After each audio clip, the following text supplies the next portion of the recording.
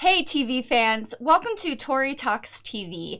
In this video, I'll be discussing and recapping Evil Season 2, Episode 8. This episode is called B is for Brain. We have a lot to talk about, so let's just dive right in. There will be spoilers, so just a heads up. All right, this episode starts with Kristen in a bath drinking the monk's whiskey. This is all in preparation for the arrival of her husband, Andy, which I actually forgot about Andy. I hate to say that, so welcome back. When they're alone together later after the whole welcome wagon, they want to get intimate. It has been a very long time. So they're starting to get hot and heavy, and then Andy notices these crosses that are burned into her stomach, and he kind of doesn't think anything of it because, he wants to get it on. And then when he puts his hands on it, she gets really aroused by it. Then she wants Andy to wear a gag and then these lovely masks, animal masks. All right. I mean, I don't judge. Whatever. You like what you like. They do have, sexy time.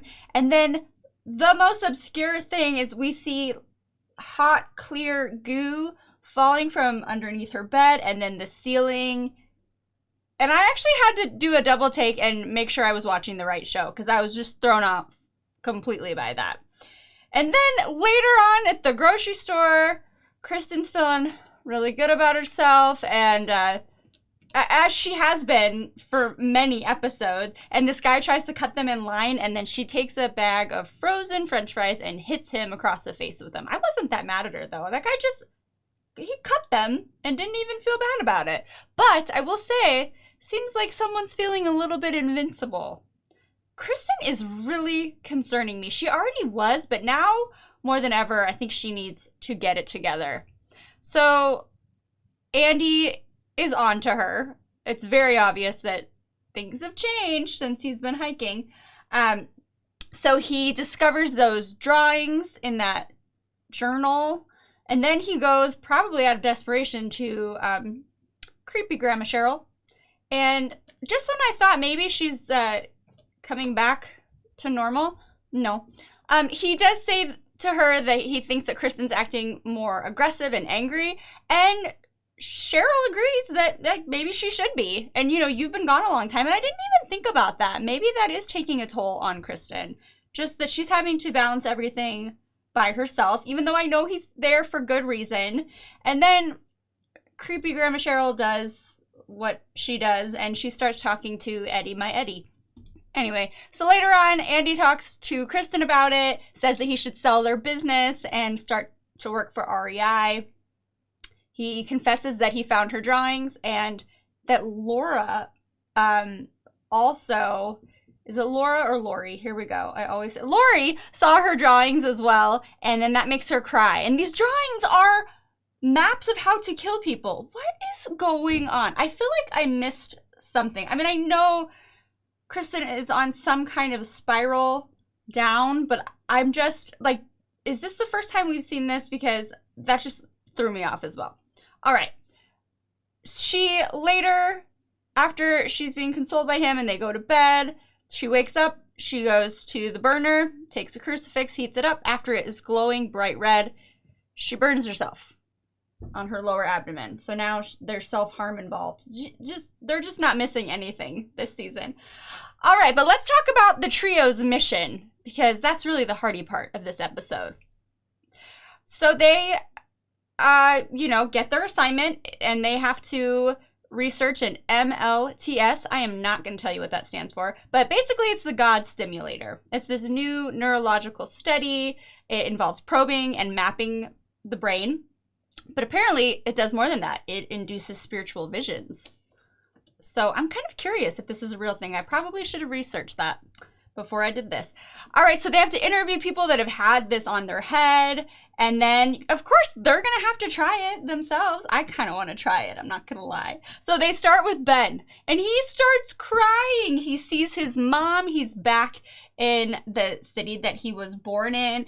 And she's talking to him about why he rejected Allah. He says, nope, Allah rejected me. So there's that. I'm sure he has some kind of guilt about that. And then we see a prostitute whose feet are a little off. And then it turns into ghost, demon, I don't know. So apparently with the study, some people see heaven, some people see hell. I'm guessing this is probably Ben's version of hell. He tries to talk to his sister about it, but she doesn't really, she's not into it. So then Kristen's up next. At first, the machine's not registering her, and then this is where things get confusing. Because she dreamt that David offered to go before her with this stimulator. And then she sees David see her in his dream getting that ice axe and killing LaRue. Gosh, her blood-curdling screams, they give me chills every time. He tells her, okay, this is her dream, but she's dreaming that it's his dream. If you're with me, thank you. If you're not, I'm so sorry. But yeah, so he tells her what he saw, and she abruptly leaves to go see Dr. Kurt, is what I affectionately call him. Then she finds Leland, and he's eating David's severed arm. So then I was like, okay, the jig is up. We know this is not actually happening. So she wakes up, and that was, in fact, Kristen under there dreaming.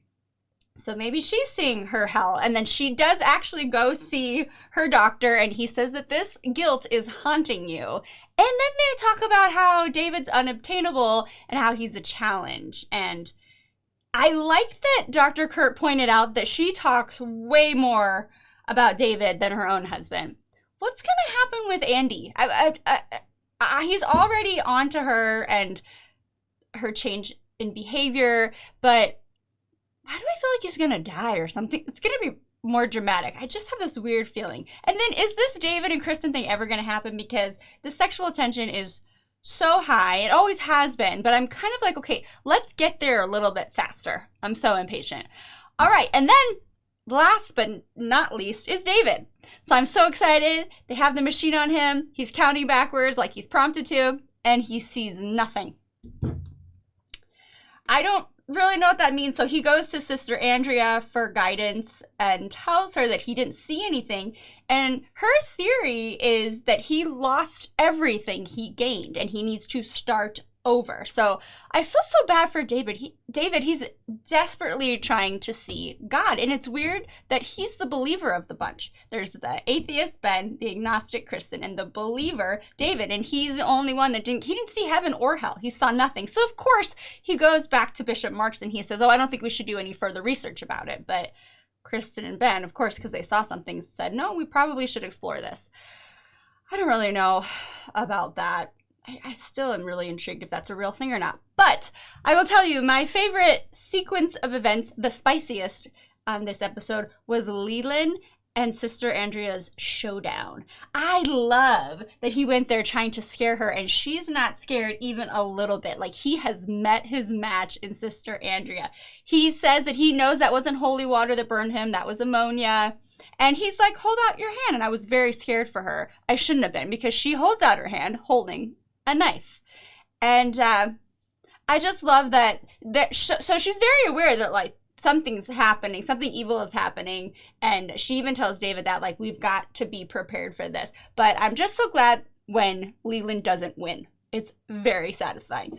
Oh my gosh, what an episode. I'm more terrified than ever psychologically for Kristen. Where's this gonna go?